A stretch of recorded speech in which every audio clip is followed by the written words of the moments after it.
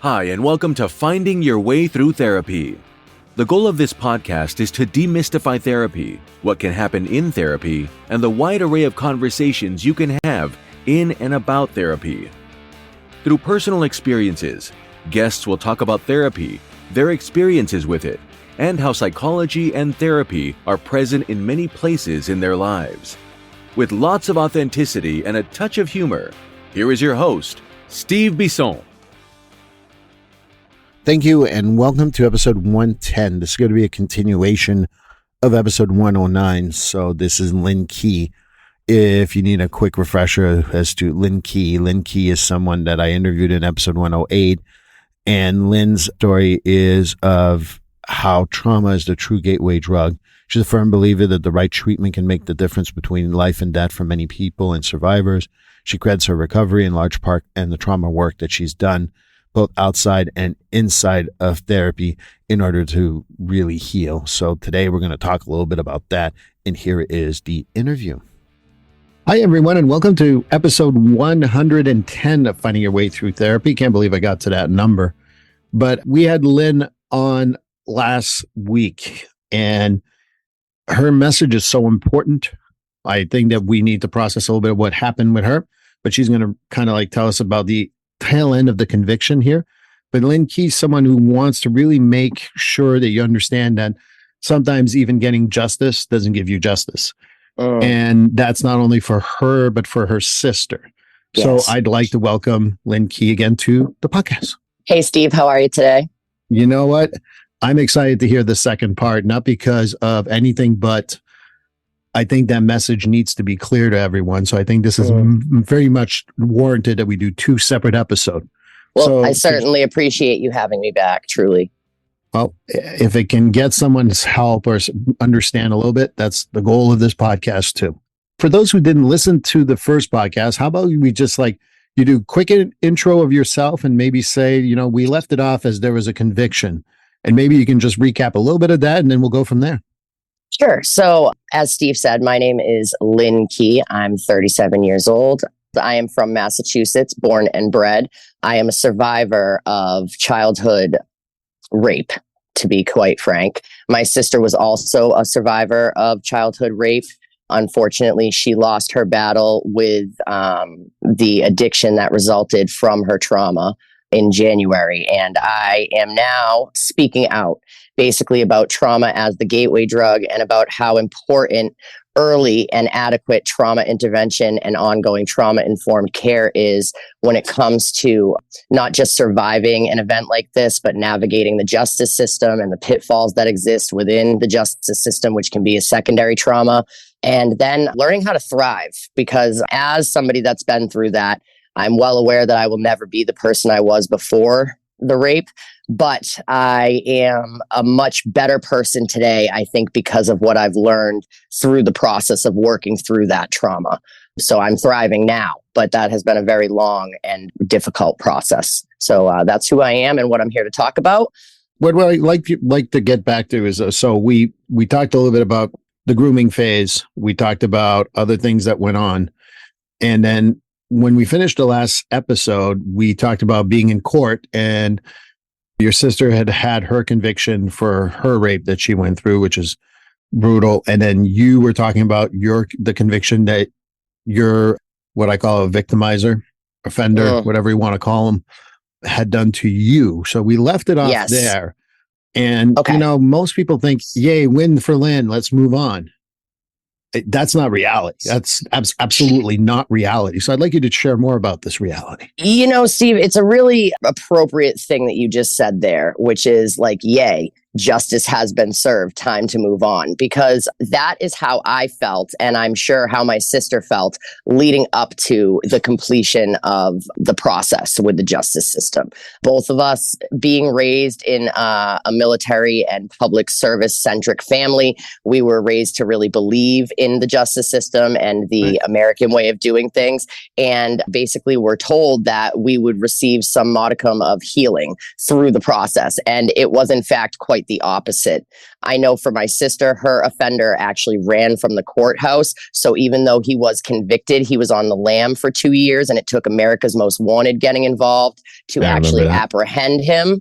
And as far as mine was concerned, it took 2 trials, which took 4 years to get a conviction. The first trial was a mistrial. 1 juror would not vote guilty. The state did offer my offender a plea deal, but he did not want to take it. They, in fact, offered him 0 jail time, which I felt at the time was a slap in the face, and am quite glad that he didn't take it, to be frank. You have secondary trauma for others who plea out. Yeah, well, their thought process was that it would save me the secondary trauma of another trial. But in reality, after that much fight, having him serve no jail time would have been extremely re-traumatizing on a whole different level for me. Essentially, what ended up happening is both gentlemen got convicted. And around the time of my conviction, the second trial, my sister's offender was actually caught. So believe it or not, the very same week that my offender was sentenced, and he did receive 3 to 4 years in state prison with an additional 5 years of probation, my sister's offender was also apprehended and sentenced. And the difference between a grooming type rape situation and a violent type rape situation, which all rape is violent, it's a power thing, right? I do have to make that point. That's something I've learned in therapy, right? It's about the power, not about the physical violence. But the difference between it's minimizing what a victim went through when it was through grooming, because it was still violent. I agree, sir. So and I'm sorry with the sir thing, I'm going to keep doing that. So at the end of the day, thanks. At the end of the day, the way that the state sees that plays out a lot differently as well when it comes to the time that these offenders are given. And I'm not arguing for or against that. I just want to make that clear for anyone that's going through this. There is typically a large difference in time given in a grooming situation versus a traditionally violent rape situation. And her offender was given 15 to 18 years with an additional 2 years to be served for the running. So that's where we left off. And it was bittersweet. I'm not going to lie. Obviously, it was somewhat healing. It was closure to a certain extent to see him convicted, to see him sentenced, to see him led away in handcuffs. With my sister, I know that she was able to sleep at night, for lack of a better term, because she never really slept at night ever again, to be honest. But she was looking over her shoulder actively, not knowing where this man had disappeared to for the 2 years he was on the lam. So when he was finally behind bars, she was able to move on from that aspect of the trauma. Again, move on is a relative term. So we were basically left with like an empty, sinking feeling, I guess is the best way to describe it, because the thing that we had been pursuing in place of our healing, you know what I mean? Like the thing we were pursuing to heal did not heal us. Now, I personally also was in therapy this entire time. I think I mentioned in the last episode that I had been exposed to therapy at a very young age due to behavioral issues with, between myself and my mother as a young girl. And I'm glad for that, because the one thing I did maintain throughout the entire process, although there were gaps here and there, but just consistently throughout the entire process, was cognitive behavioral traditional therapy, whereas my sister did not. I think I also mentioned that I had been a really straight edge kid. I had never messed with even smoking a cigarette, drinking, smoking weed, none of that until after I was raped. So for me, after the rape, that is what started to happen. This is prior to the closure through the justice system, right? My sister, on the other hand, had been a kid that was experimenting. And when she was raped, she locked that right down. So she kind of just like focused on herself, her school, the boyfriend that she later got, and ended up graduating. Whereas I dropped out first in my class to preserve my high school record because I literally could not get myself to go to school anymore. Right. So that is really what I want to focus on in this particular discussion, because that had long lasting and profound impacts. It is the number one thing, if I were to have to pinpoint one thing, that led to me surviving and thriving and my sister unfortunately losing her battle. And that is, again, seeking out treatment, seeking out therapy, seeking out later on a trauma-informed therapy. And then for me, that progressed into all different types of therapy. And I'm not a trained professional, obviously. I am the person receiving therapy. So when I talk about this, it's going to be in very loose terms. But for me, my healing required a whole lot more than traditional cognitive behavioral therapy. Yeah. And my sister, once she was unable to hold down the feelings, once those feelings came bubbling back up in a flashback in a doctor's office, and to this day, I contend she should have been hospitalized right then and there in the doctor's office, she was unable to even get the therapy that she needed to get that under control, to get back to a place where she was able to work through things even at a cognitive behavioral therapy level. So it's just super important to me that we talk about that. Well, let's start off with a couple of things. I want to, like, trauma-informed care gets thrown around and people don't really explain what that means.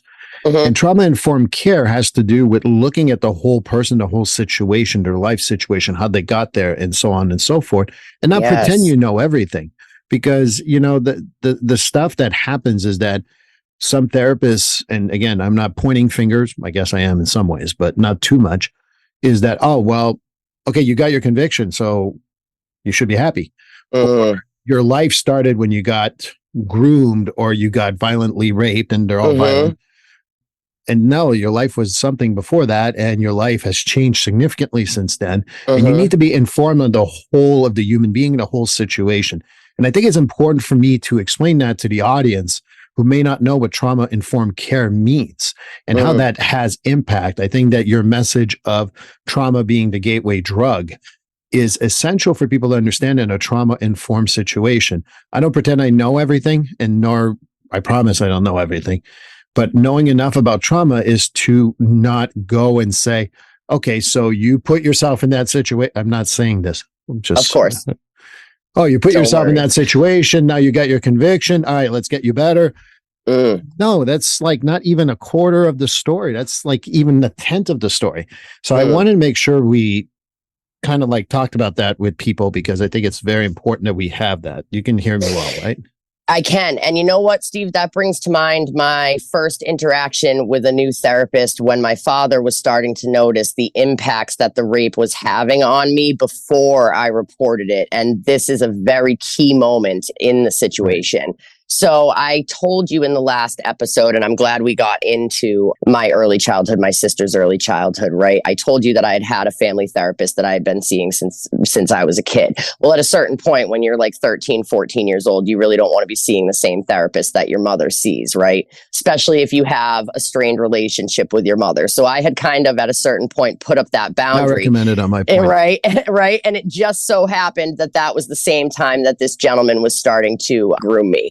So when I was deep into the situation, probably about halfway through the year that he spent actually raping me, my father had noticed that I was having difficulty getting up for school, that I was staying up really late, that I didn't seem to be cleaning my room or showering as often as I had been in the past. And typically I was very much the opposite. And typically I was very vocal about what was going on with me. And obviously he didn't know what was going on with me, and I couldn't talk to him about what was actually going on with me. So he basically told me that he was going to make me go to therapy. He would find a new therapist and we were going to figure it out. And I got to that therapist and I told him what was going on. And this gentleman, I will never forget, he barely asked a single question. He certainly did not probe to see if there was something that he wasn't missing. I can tell you that much. I just told him what my symptoms were, and he told me that I had overachiever syndrome,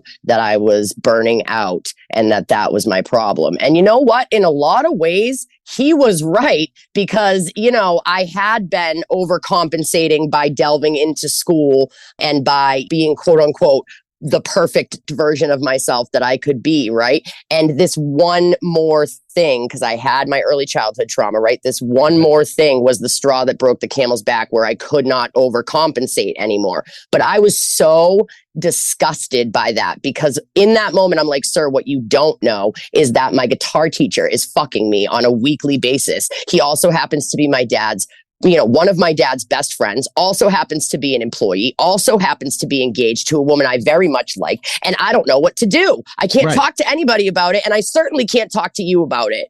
And that was that. That was the one and only therapy session that I ever went to with him.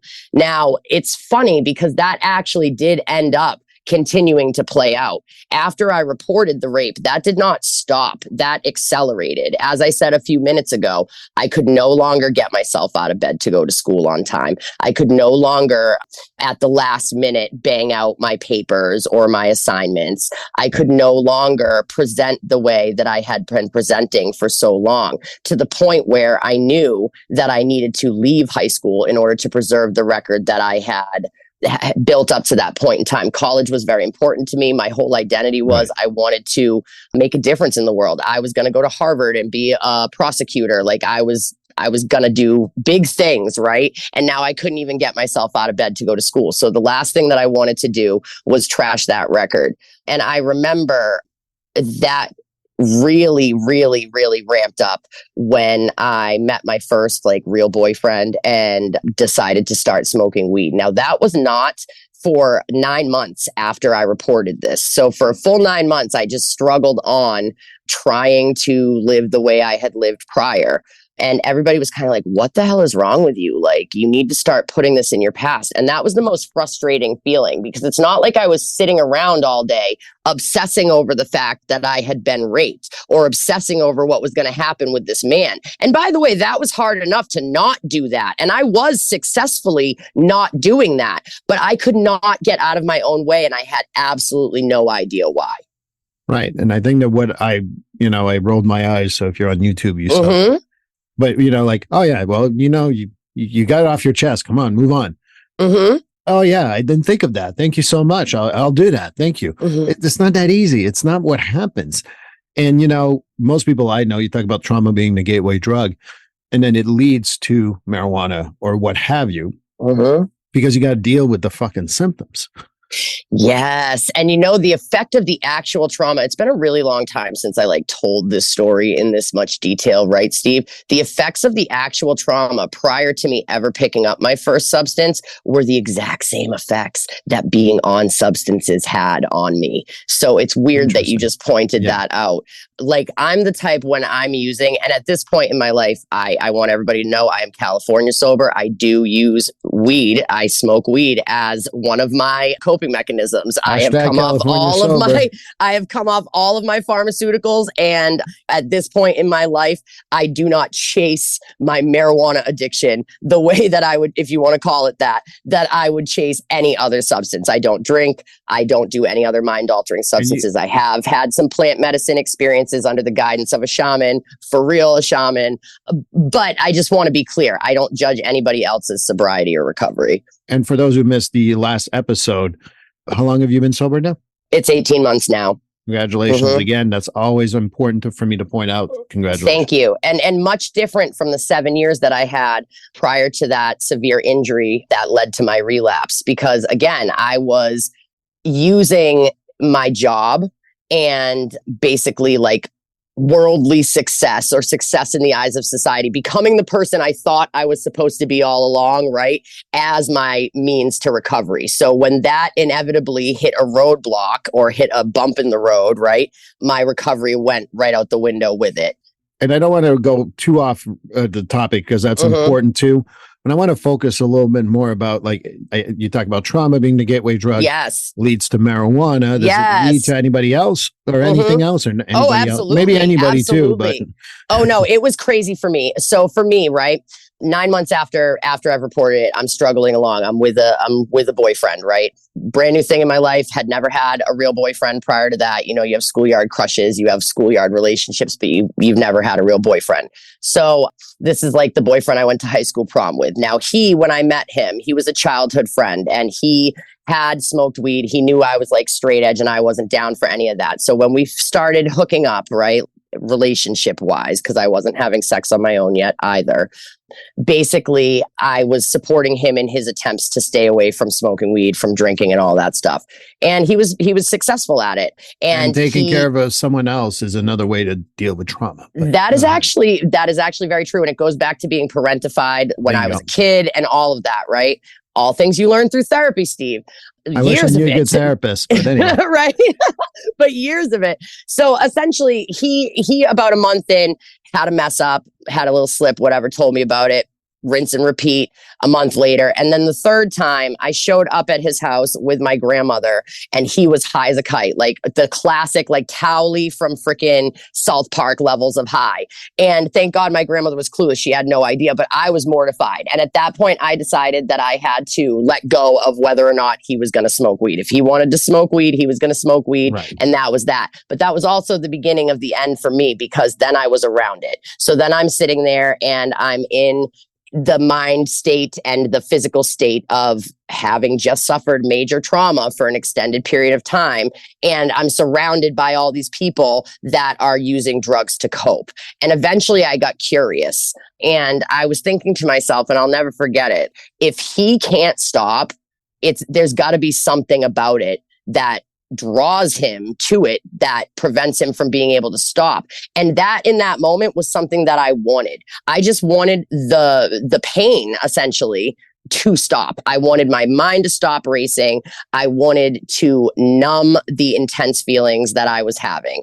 And so I actually asked him if I could smoke with him. And it's funny because I was so afraid of it that I didn't even actually hit the bowl or the joint. Like he blew the smoke in my mouth because I was so afraid of ruining my voice being a singer, right? But the very first time I smoked weed, it was mission accomplished. I'll never forget it. It was June. It was midnight because we snuck out and I was walking down my childhood street and just everything was brighter. And for a minute, I just forgot that my life sucked and I essentially wanted to die. Now, at that point in time, I didn't want to die. I wasn't suicidal or having suicidal ideation, but I had completely lost my way and completely lost my zest for life, struggling to get out of bed and care for myself, as I said. So from that day on, I never went a day without smoking weed again. And it just very quickly progressed from there. I'm sure this poor kid was like, what the hell did I do? Because we no sooner had started doing that than we watched Blow with Johnny Depp. And I'm like, gee, I wonder where we could get some cocaine. And he was like, wait, what? And proceed my journey down the deep, dark road of addiction. I was just out to try, if this is good and it's getting me out of my head, then what else is there that can get me out of my head? And obviously also very concerned about addiction, but that's not going to happen to me, right? I'm somehow different. Yeah. I'm somehow different. And it was even to the point where, Steve, I didn't like drinking. You know why? Because it messed me up too much. I truly did just want the pain to stop, wanted my thoughts to either stop being so overwhelming or get a little more organized. You know what I mean? I just wanted it to stop. And so when I found something that made it stop, I went full steam ahead. By the time I made it back to school in the fall, I transferred back from Ashland to Northbridge in order to drop out because I didn't want to drop out in the town that my father was the fire chief in and embarrass him essentially. But that's the thing. People should have understood what was going on. And part of why I'm speaking out about this is I think it's not even so much trauma-informed care as just people not understanding trauma, period.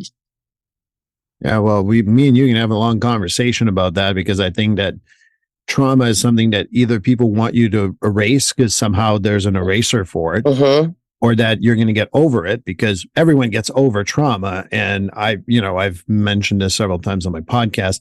I always tell people you don't get over trauma ever. You get through trauma, you get to the other side. That doesn't mean it's still not there. But when people want you to get over it, marijuana sounds good, cocaine sounds good, it sounds good, opiates sound good, anything to just get over it. And it's almost like a message when you're not trauma informed, you give the message of get over it, and that leads to even worse roads, in my opinion. It does. And that's exactly what went down with Amanda. So with me, right, as I said, I was very high functioning in my, again, like trauma affected way, right, before the rape. And then the rape put me over the edge. My sister, on the other hand, was very affected, it would seem, right? And then her rape made her lean into reformation, I guess. I think she almost, and we did have conversation about this many, many times. I think she was kind of like, I'm gonna do what Lynn used to do, and I'm just gonna focus on school, and I'm just gonna focus on my family and focus on, my boyfriend who's not taking me out to parties, and just get through it. When she graduated high school, which was a proud moment for all of us, she went right into work. And then when she got pregnant at 19, she was like a phenomenal, phenomenal mother, all the while at no point in time addressing what had happened to her. She could not even talk about it. Like the America's Most Wanted episode, filming those episodes were some of the most difficult days that she had, from the time that the conviction happened until the time when she had her flashback and snapped later on in her early 20s in that doctor's office. So for me, I was affected, right? I was no longer able to cope and function the way that I had beforehand, but I was facing my triggers. So there were certain songs that would come on the radio and it would remind me of this gentleman and his band, and I would not change the channel. That is key. And not everybody can do that. And not everybody can do that right away. Some people, it takes years to be exposed to a trigger and to allow themselves to continue to be exposed to said trigger in order to classically condition themselves back into it being a neutral item. And to this day, I still hear those songs, and my first thought is that gentleman and his band, but it's a millisecond and it triggers no actual emotion. Whereas back in the day when it first happened, it would trigger all sorts of emotion and I would think about it for a while.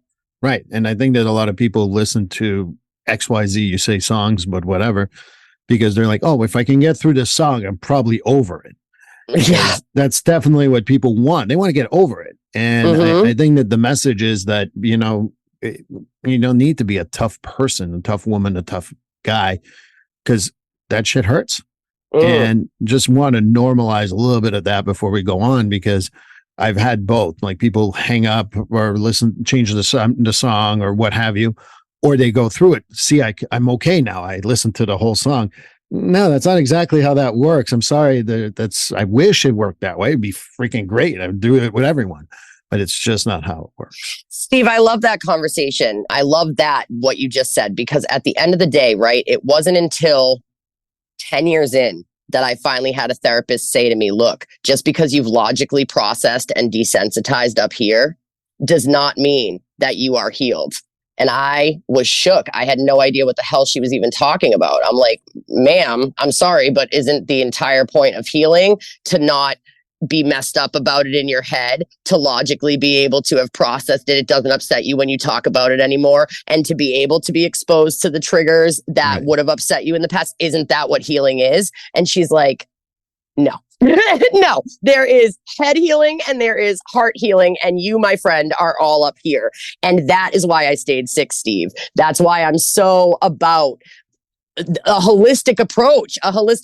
And it's funny that you define trauma informed care as a holistic approach, because that's what it's taken for me to find actual healing. Don't get me wrong. It was super important for me. And I was able to have that 7 years of sobriety without a real program and work that job and get out of bed and all of that stuff, right?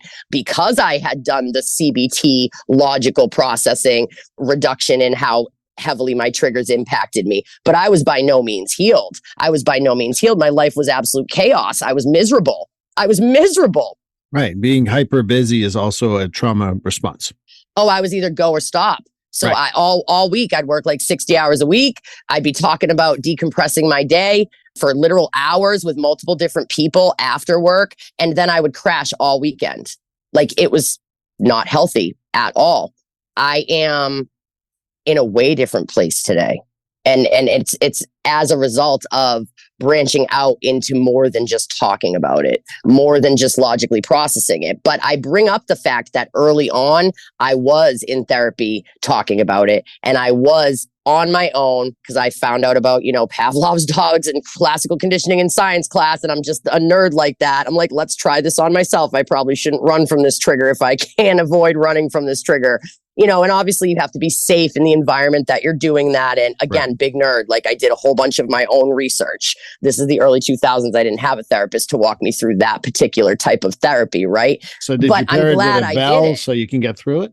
Right. Seriously. Right. But like, I'm just glad I did it because that prevented me from pushing it down and having it resurface when I wasn't ready, which is what happened with Amanda. And I think that's something that I would like to get into if you'd like to talk about that. Please, go ahead. I'm all ears. Okay, cool. So with Amanda, right? As I said in the last episode, she was just naturally she would internalize things a lot more than me. I would externalize them. I would let off steam. She would go into her room and write in a journal. And we have so many journal entries from the time that she was a kid until right before her death. It's crazy to read. Essentially, she did the complete opposite of what I did. She would not go to therapy. And my parents were, again, like I said early on in our childhood, they were very much of the opinion that they should support us in however we feel we need to heal. So they supported me in being very vocal and in wanting to talk about it. And they supported her in not wanting to talk about it. And critically not wanting to go to therapy. Now, I don't agree with forcing her to talk about her rape in therapy, but I do think as a young child, we made a mistake as a family there. We should have had her in therapy, whether she spoke at all or not, just to build a relationship with that therapist. Again, coulda, woulda, shoulda, no judgment. This is just in retrospect. You know what I mean? And finding your way through therapy, which is the name of the podcast, right? I remind people that even being in the presence of a therapist and talking about the weather, talking about music, sports, whatever, maybe one day you'll open up, maybe you won't. But my experience has always been that people are like, oh, you're talking about the weather with your client. I'm like, eventually they'll come around. I really don't care when they come around. And that patience about trauma informed, it doesn't even need to be trauma informed. I think it's mental health informed, is that you can't say, all right, even in my podcast, I didn't go, all right, Lynn, let's hear about your most painful memory of this. And let's really dig into it right away. Right. Because that's just so screwed up. That's not how you do it. And then eventually people will open up. And I think that that's what is lost when, people are like, oh, you shouldn't force anyone in therapy. I guess that's true. But you can also have someone who's willing to be sitting there with you and just engaging you so that you become a safe person. I do eye movement desensitization reprocessing, EMDR, for trauma. And I typically refuse to do it within the first 6 months of knowing a client because I need to gain that trust. Very smart. And Steve, what you just reminded me of is oversharing and over willingness to open up, which is what I exhibit, is also a trauma response. Okay. But so it's also what leads you to run. Yes, exactly. So my sister shutting down, that was the way her trauma presented. Me being over zealous about sharing and overly quick to open up was my trauma playing out as well, but critically, at least I had that safe person. And unfortunately for her, she did not. Now, when she was about 22, 23 years old, right? The kids were like 3. She had an issue that she had to go into the PCP for. And the PCP was probably going to have to do something down in her nether regions that was going to potentially cause pain. And she was aware that triggers are a thing. And the last time she had physical pain in that area, aside from giving birth, which also kind of triggered her, was the rape, right? She asked me to accompany her to the doctor. So she was, looking back on it, she must have been way more aware of how close to the surface that stuff was than she let on. We get to the doctor's office. We let the doctor know what's going on. The doctor goes to do the procedure. And the second that he touched her, she snapped. And when I say snapped, I was in the room, Steve. I was right there with her. Her eyes rolled back in her head. She started struggling. She called the doctor by her rapist's name. I'm getting goosebumps right now. And I just started screaming, stop. I just started screaming stop because she was not physically present in the room. And Right. even at that point in time, knowing nothing about trauma, I knew that was not normal. You know what I mean? So the doctor did stop, and she came out of it kind of. Knowing what I know now, she was fully disassociated. She does not remember a full 2-week period, or did not at the time of her death remember a full 2-week period after that. But he actually ended up writing her a Xanax prescription and sending us home, asking us to follow up with our therapist. Now, this is the thing. This was our family doctor. He had known her since she was a little girl. He didn't know what the hell to do. I'm really, again, early 2000, like mid 2000s, early 2000s, right? This is like 2010-ish, 2011. Okay. He didn't have the access to the knowledge that we have today. I do truly believe now, if that happened, somebody would call an ambulance. That's what should have happened. But that was really the beginning of the end for her, Steve, because once that bubbled up, that was it. That was it. Her PTSD, or what we now know to be CPTSD, was in full swing from that moment on. And can you explain what CPTSD stands for? Mm-hmm.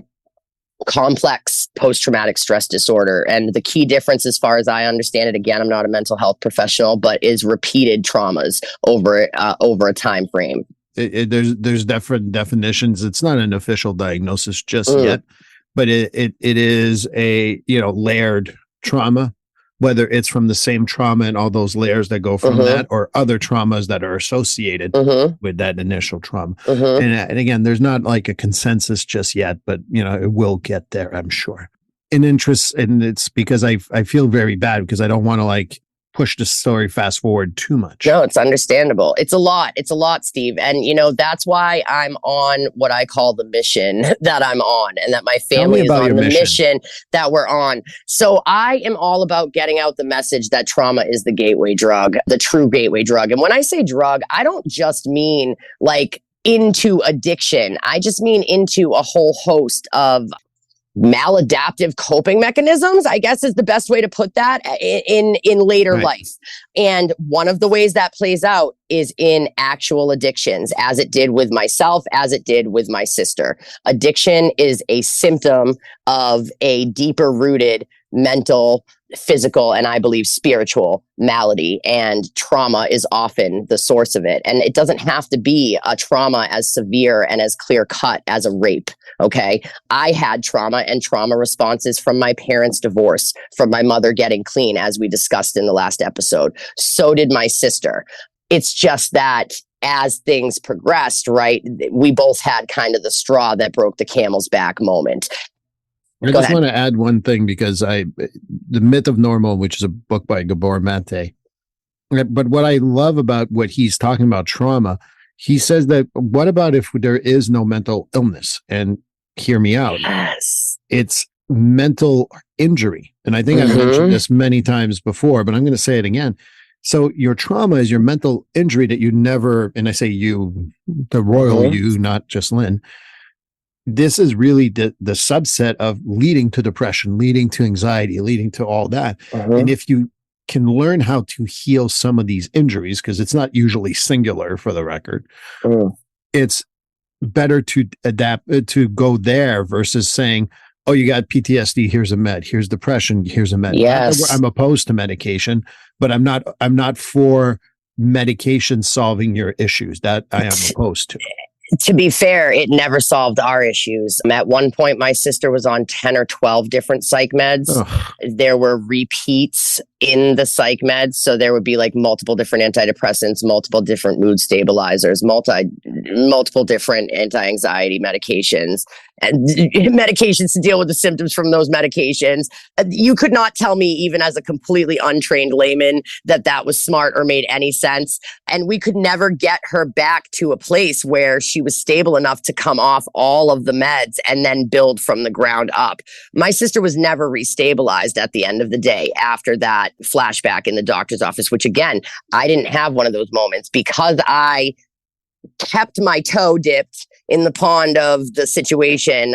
And because of just the nature of who I was as a human being, right, I avoided that. Whereas she went the opposite route. Now, again, neither is right or wrong, but I do believe had she been in with a mental health professional that she trusted, when that happened, we would have been able to get the help she needed. Now, maybe not the exact help she needed. But let me stop you for a second. Mm-hmm. I hate to interrupt. No, please do. Let's start with a few things. I am not a medically trained person, but I have worked in mental health field for over 20 years. Mm-hmm. And whenever a client comes in and is on over 3 drugs for mental health reasons, I'm like, go see your doctor, tell them to figure it out, but there's only 3 that you should be on. Whatever that is, they can choose. Mm-hmm. But because once you hit 3, 4, 5, you don't even know if it's an interaction, if it's this, if it's that. And, a lot of medical professionals have agreed with me. Some would say, well, you don't have a doctorate and you didn't go to school, but I don't really care about that crap. So let's start with How about how it plays out on the street? Because it doesn't matter, right? Look at my ego. It gets in the way. At the end of the day, though, I just want to be, for those who are listening, Lynn knows that I want to get to really keeping this to a certain amount of time. So I'm not trying to cut Lynn's story. And Lynn, know that, obviously. Of course. But what happened? Obviously your sister's no longer here. Uh-huh. What happened? Yeah. Okay. So what happened is after that incident in the doctor's office, it took me 2 weeks to convince my parents that she needed to be hospitalized. And eventually we got her hospitalized. Once we got her hospitalized, I also let them know that she had had a back surgery and the father of her children had actually gone off the rails with addiction, which is a whole other story. That was a family issue that trickled down to him.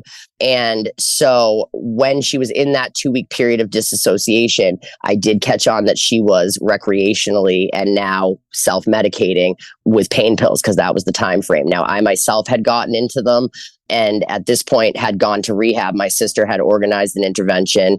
After the trial, I spent a year addicted to OxyContin and my sister organized an intervention and my parents sent me to 90 days of treatment down at Gosnold and Cape Cod, which was a very holistic program at the time. And I understand has come even more in that direction and had got me stabilized. So I knew what I was looking at when I was seeing her doing what she was doing. So I let them know, and they didn't want to believe that that was as big of an issue as it was obviously going to become. So what they tried to do was get her stabilized from the flashback, from the disassociation, and they sent her to Bournewood, which Bournewood did a great job, but my sister was in such a traumatized, activated state that the treatment was almost re-traumatizing for her. So once she came back into her body and realized she didn't remember the previous 2 weeks and got herself to the point where she could string 2 sentences together and remember what happened yesterday, she got out of there and she still wanted nothing to do with treatment. But now she was in a very activated, unable to push down the memories, unable to cope, much like I had hit back in high school, right? And her addiction just started taking off. Now, again, because of the type of human being that she was, whereas I was always very hey, this is what I got going on, like it or not, she would do her damnedest to hide it. And so over the years, we went through these cycles of it comes out that she's using, and her trauma and her using were very linked. So she'd have, around the time of the rape in November, she would always have, whether she even realized that was coming or not, the body remembers, right? The body keeps the score. Yes. So every November, she would run into a really rough time. And if she wasn't using, she would inevitably end up using because, again, she had no coping mechanisms. So she would start using, and then essentially it would be under the radar. And then I would start to pick up on it. And then in the beginning, I would start to try to make people aware, but nobody wanted to listen. So eventually I just started trying to be there for her. And then something bad would happen. It would come up and we would rinse and repeat, But again, because she had such a negative experience at her first treatment facility, she was always so hesitant to do any type of treatment. And having never really restabilized, even when she moved into the later part of her life and things like EMDR became available, she shouldn't have been given the EMDR, Steve, because she wasn't stable to begin with. And to circle back to the meds, as things progressed in the medical community, we found out, for example, she was allergic to traditional SSRIs. So things like a traditional antidepressant that any one of us would be on and a doctor would just throw you, right, which her PCP was prescribing first. it made her worse. So it was just such a complex web of bullshit. And by the time it became clear what was going on, it was just too little too late. We were never quite able to navigate the system. When at the end of her life, we were trying to get her trauma treatment, but they wouldn't take her because, I'm talking like McLean Hospital, wouldn't take her because her addiction was out of control. And then there were certain treatment facilities for her addiction that wouldn't take her because of her mental health issues. What we really needed was trauma-informed care at a rehab, because again, the addiction was a symptom of her untreated trauma. And essentially, my father, not once, but twice, once about, I don't know, like 5 years ago, and again, right before she died, sent her to a private rehab facility because we couldn't find any that were covered by Medicare and Mass Health that were anywhere near even promising to be able to provide the care that she needed. And both of those $20,000 a month facilities fell far short of the mark, did not actually provide the care that they purported to provide. So really, that's why last week, when you asked me, what is the major takeaway? What's the single biggest thing that can be done? Single biggest thing that can be done is early trauma intervention. All right. And adequate trauma intervention. And then you need to couple that with an advocate that knows how to work both the healthcare side of the system and understands the justice system. Because again, both my sister and I were re-traumatized by the process, which both of us did not regret going through. Please don't get me wrong. We got more than a lot of women get. We got convictions. Both of our offenders served time, but we were re-traumatized by it. And that was with a very good advocate. In fact, when I ran into problems recently, because my offender has resurfaced at my church that he knew was my church, and I've now had to dip a toe back into the justice system to see what that's all about and how I go about combating that, right? Like, that advocate is still around, right? And even with her, it was re-traumatizing for me. And it's re-traumatizing right now to have to fight for the protections that I was told when I got this conviction 20 years ago that I was going to get. Now, in the process, and this is where I get really angry. Lynn, before we go down this, I think that the justice system stuff might be a good episode maybe for next season. Oh, I'm down I'd love for to that. hear that. So, I'm down for that. Obviously, your sister's no longer here. Mm-hmm. When did she pass and how did she pass? So she passed in January. And so what happened was, basically, she was struggling through. She was clean for all intents and purposes. Everybody thought that she was clean. She was trying to complete her nursing degree, which she had been working on from the time that she was like 23 years old. And essentially, the stress of trying to complete the nursing degree and trying to raise 3 young children, because she subsequently had a third child about 6 years ago, got to her and she started to self-medicate again. Now, we didn't know that until it was too late, because as I said, she just was the type that would not let on that anything was going on until it was out of control. And by the time that she had graduated from nursing school, she was pretty out of control. So that started to present in the home and in her relationship. Her and her husband got into a fight, which we come to find out was over drugs, and DCF became involved. And that is a whole another thing. And this is where it gets linked back into the justice system, Steve. And that's why, like, for me, that's what triggered this. And I'm not going to go into it right now because, again, we could spend a whole other hour. And I don't want to do that to you or your listeners right now. But the point is, the system was not set up to help her once she was at that point. The system saw her as the addict that she was, but not the reason why she was an addict. And therefore, they gave her a list of action items to accomplish, but they did not give her any assistance in accomplishing those action items. Whereas about 5-6 years prior, when she had gotten clean, she was in drug court, which was very much the same thing, a list of action items, but help accomplishing said action items. And she was successful and she was clean for several years off of that.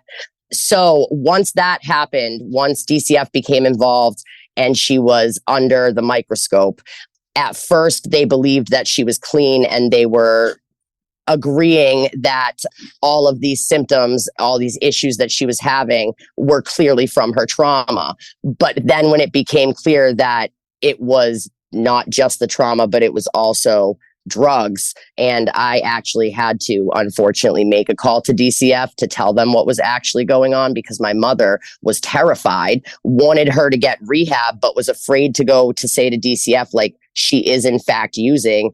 I've got the kids, they're safe, but what do we do? So I took it upon myself to do that. At that point, it was too late. They ultimately removed the children from my mother's home.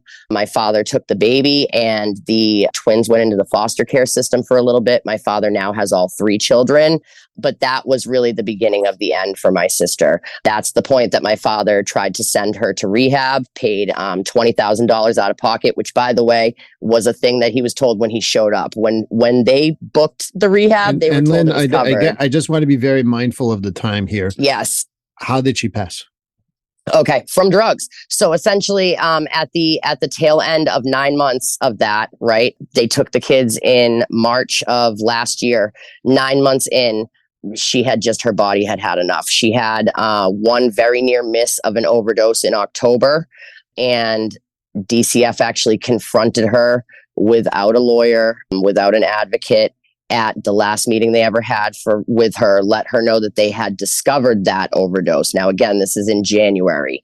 So after the overdose, she doubled down her efforts, actually got a therapist, actually was trying. She was an intravenous user. She had put the needle down. She was an opiate user. She had stopped using opiates. We now know she was still dabbling, but harm reduction is the most important thing, and she was working on it. So when they met with her that last week of her life and let her know, look, we found out that you had an overdose in October. We do see that you've increased the activity that you've been doing to try to deal with that since then, but we are changing the goal to adoption. Don't worry, your father will be the one to adopt the kids if anybody adopts the kids, and hopefully we won't get to that. That was too much. I was actually with my father when my sister called to talk to him about that. And at that point in time, she was doing everything she could to be in good spirits. She was mindful of the fact that they had said that they weren't going to be lost to the system, mindful of the fact that they had said if she keeps doing what she's doing, she'll be okay and they hopefully won't be lost at all.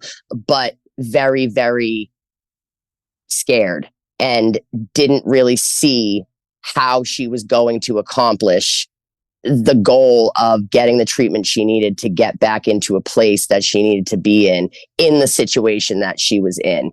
And not 2 days later, she had overdosed and was dead. Such a sad story and such a side effect of the trauma. Yes. And again, I don't blame anybody, really. It is what it is. We all make our own decisions. So I want to be clear about that. I'm not blaming the system. I'm not even blaming her rapist at the end of the day. But there is a strong argument to be made that Amanda's life was on borrowed time from the day that she was raped. What I'd love to do is to reinvite you next season to talk a little bit about the justice system, because we didn't even touch base on that, if that's okay with you. There's so much going on, Steve, and people can follow it in the media as it plays out. Like I said, I am at this point on a mission to become an advocate and an activist for survivors' protections on that end of things. But more important to me than that is the trauma as the gateway drug, and the conversation about just people becoming more informed about what trauma is, the impact it can have on people, how that actually looks on a day-to-day level. Right. And basically plugging the holes in the system that allow people like my sister to slip through the cracks. Because again, I had the same opportunities. I came up in the same system. It's simply by virtue of who I am as a human being. And that doesn't make me better or worse than Amanda, just the type of person I am. The fact that I outsource instead of going inside, right? That I'm here today. I just had more time to figure my stuff out. That's really it. I want to thank you for today, and we'll definitely do another episode soon. Yes, Thank sir. you so much. Thank you, Steve. Well, again, thank you, Lynn Kee. This concludes episode 110. I think we need to hear the legal part after everything that's happened. So we're going to have Lynn back for sure. But episode 111 will be with Chris McDonald. Chris McDonald is someone I met through the Psych Craft Network. And I'm really looking forward to our interview. I don't know her a lot, but she does a lot of holistic stuff. So hopefully you can join us then. Please like, subscribe, and follow this podcast on your favorite platform. A glowing review is always helpful. And as a reminder, this podcast is for informational, educational, and entertainment purposes only. If you're struggling with a mental health or substance abuse issue, please reach out to a professional counselor for consultation. If you are in a mental health crisis, call 988 for assistance. This number is available in the United States.